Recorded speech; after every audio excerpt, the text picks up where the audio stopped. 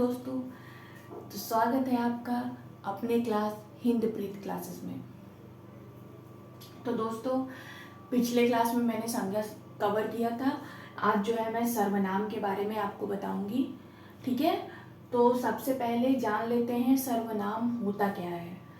तो संज्ञा के स्थान पर प्रयुक्त होने वाले शब्दों को सर्वनाम कहते हैं। मतलब वे शब्द जो संज्ञा के स्थान पर प्रयोग होते हैं। जैसे संज्ञा तो हम किसी का नाम बोलते हैं, ठीक है, लेकिन जो नाम के स्थान पर प्रयुक्त होते हैं उन्हें सर्वनाम कहते हैं। जैसे मैं, तुम, हम, आप। ठीक है, और सर्वनाम का क्या अर्थ होता है? सबका नाम। अब आप पूछेंगे सबका नाम मतलब जैसे मैं आपसे मिली, मुझे आपका नाम नहीं पता, तो मैं आपको क्या बोलूंगी? अगर जब मैं आपसे मिली, मुझे आपका नाम नहीं पता, तो मैं आपको क्या बोलूंगी? मैं आपको या तो आप बोलूंगी या फिर क्या बोलूंगी? तुम बोलूंगी। तो ये जो है आपके नाम के स्थान पर मैंने प्रयोग किया, तो ये क्या हो गया? सर्वनाम।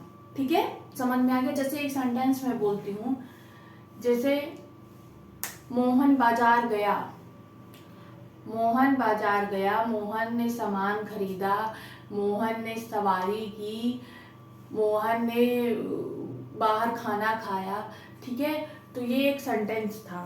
ठीक है, लेकिन अगर इस सेंटेंस में बार बार मोहन आ रहा है, ये ठीक नहीं लग रहा है ना, तो हम इस सेंटेंस को कैसे और बोल सकते हैं? ठीक है, तो क्या बोल सकते? मोहन बाजार गया,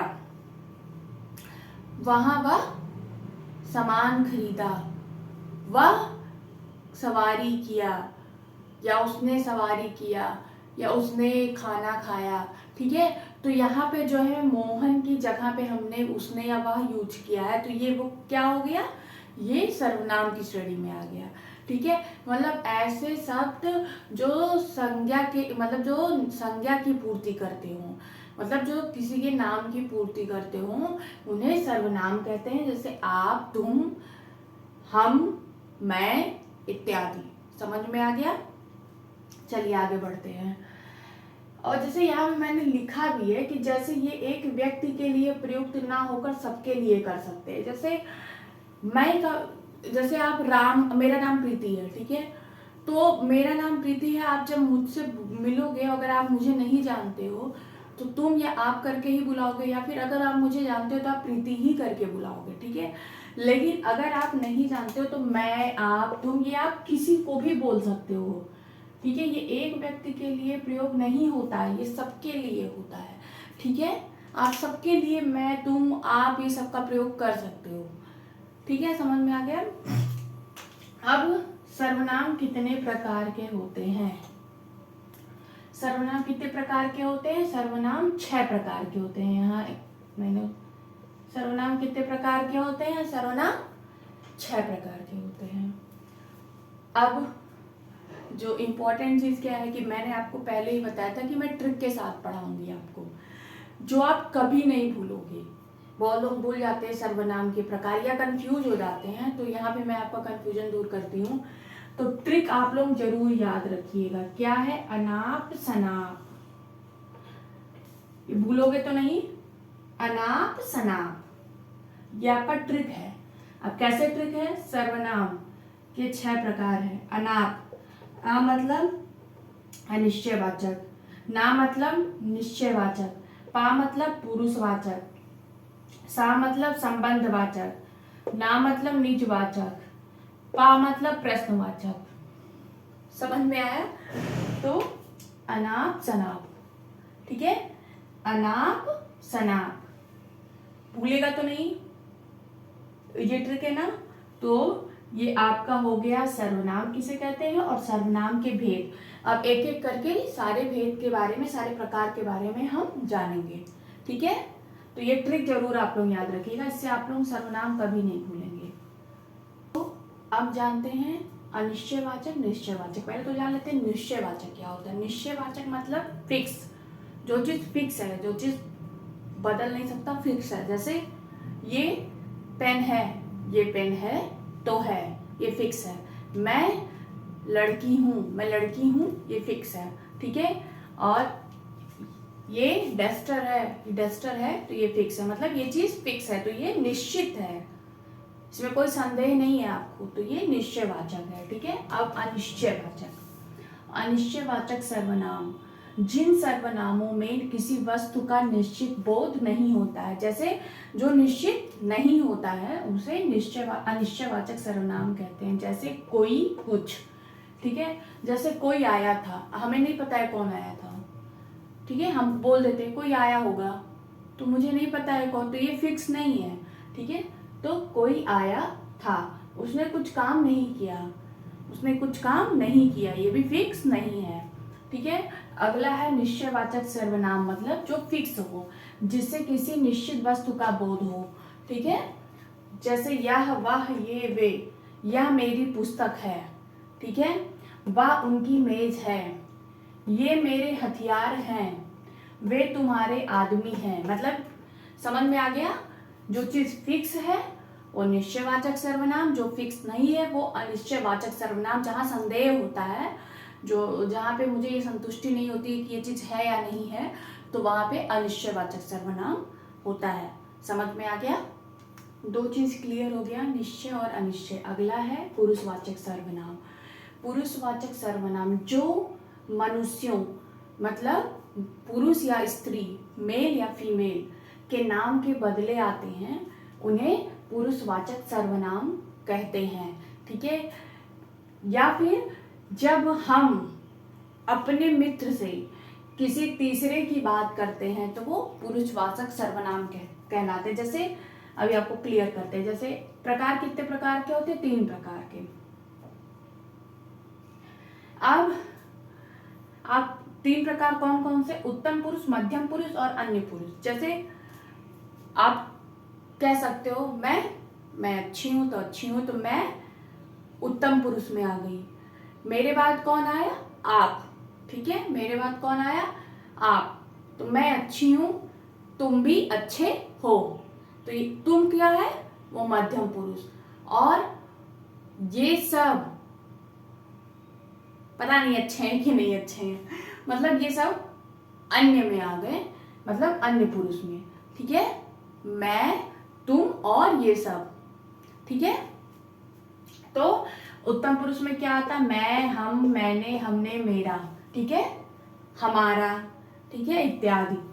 मध्यम पुरुष में क्या आता, तू, तुम, तुमने, तुझे, तूने, तुमको, ठीक है, ये मध्यम पुरुष में। और अन्य में यह, वह, ये, वे, इन, उन, उनको, उनसे, उन्हें, इत्यादि। मतलब जब हम, मतलब मैं, मतलब उत्तम पुरुष, अपने मित्र से, मतलब अपने दोस्त से, मतलब तुम, मध्यम पुरुष, किसी तीसरे की बात करते हैं, मतलब अन्य की बात करते हैं, अन्य पुरुष, ठीक है, क्लियर हो गया। अब अगला है संबंधवाचक सर्वनाम। संबंधवाचक सर्वनाम वो सर्वनाम जो किसी दूसरे से रिलेशन स्थापित करते हैं, ठीक है, संबंध स्थापित करते हैं। तो क्या है, जब एक सर्वनाम का किसी दूसरे सर्वनाम से संबंध स्थापित किया जाए तो उसे संबंधवाचक सर्वनाम कहते हैं। जैसे जो, सो, ठीक है। अब उदाहरण देख लीजिए, समझ में आ जाएगा। जो करेगा वो भरेगा, तो ये दूसरे से संबंध स्थापित कर रहा है, ठीक है। संबंध स्थापित करने के बाद ये सेंटेंस जो है समझ में आ रहा है, पूरा हो रहा है, ठीक है। जो करेगा वो भरेगा, जो आया है वो जाएगा, या ध्रुव सत्य है, मतलब जो इस दुनिया में आया है वो इस दुनिया से जाएगा भी कभी ना कभी, या ये अटल सत्य है। तो ये क्या है, ये सेंटेंस, जब ये सेंटेंस में जोड़ा जा रहा है तब पूरा हो रहा है, ठीक है।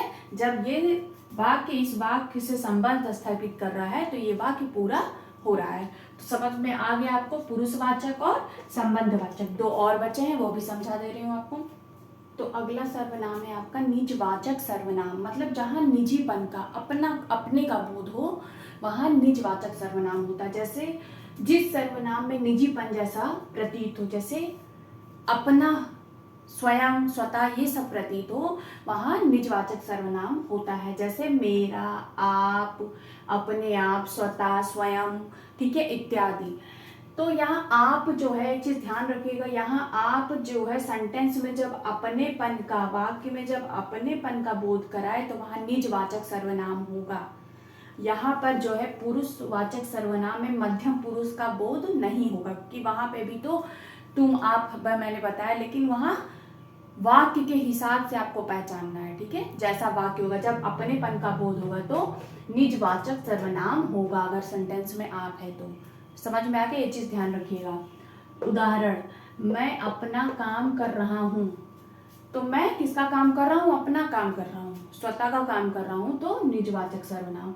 आप भला तो झक भला, अगर मैं ठीक हूँ, मैं चंगी हूँ, मैं स्वस्थ हूँ, तो जग स्वस्थ है, ठीक है। आप ठीक हो, जग स्वस्थ है, मतलब दुनिया ठीक है। आप खराब हो तो दुनिया आप पे काम नहीं आएगी, ठीक है। तो आप ठीक तो जग ठीक, तो यहाँ पे भी अपने आप का, स्वतः का बोध हो रहा है। समझ में आ गया, ठीक है। फिर अगला है प्रश्नवाचक सर्वनाम, जो कि लास्ट है। प्रश्न करने के लिए प्रयुक्त होने वाले सर्वनाम शब्दों को प्रश्नवाचक सर्वनाम कहते हैं। ये सबसे इजी है, मतलब सबसे आसान है, जहाँ क्वेश्चन जैसा पूछा जाने वाला प्रतीत हो, जहाँ लग रहा है कि आपसे कोई प्रश्न पूछ रहा है, तो उसमें आने वाले शब्द जैसे क्यों, कैसे, कब, कहाँ, क्या, तो ये सब जिस जिस सेंटेंस में, जिस वाक्य में आते हैं, वो प्रश्नवाचक सर्वनाम कहलाते हैं। जैसे कौन, क्या, कैसे, क्यों, इत्यादि, ठीक है। तुम क्या पढ़ रहे हो, तुम क्या पढ़ रहे हो, तुमसे पूछा जा रहा है, क्वेश्चन किया जा रहा है, तो यहाँ प्रश्नवाचक सर्वनाम। कौन आया था, वह कैसे गिर गया, ठीक है। क्या, कौन, कैसे, ठीक है, ये शब्द आए तो वहां प्रश्नवाचक सर्वनाम होता है, ठीक है। और एक चीज और, हमेशा प्रश्नवाचक सर्वनाम के वाक्य में क्वेश्चन मार्क मीन्स प्रश्नवाचक चिन्ह जरूर लगा होता है। मतलब वाक्य के अंत में प्रश्नवाचक चिन्ह अगर लगा है तो वो प्रश्नवाचक सर्वनाम है, ठीक है। समझ में आ गया। तो ये था आपका सर्वनाम और सर्वनाम के भेद। आई होप आपको मेरा ये पढ़ाने का तरीका और ट्रिक पसंद आया होगा। ट्रिक तो आप बिल्कुल मत भूलिएगा। अनाप शनाप अगर आप याद रखेंगे तो कभी भी आप जो है सर्वनाम के भेद नहीं भूल सकते हैं, ये मेरी गारंटी है। तो आपको ये जो है सर्वनाम के बारे में जो मैंने बताया है वो कैसा लगा, प्लीज़ कमेंट करके ज़रूर बताइएगा।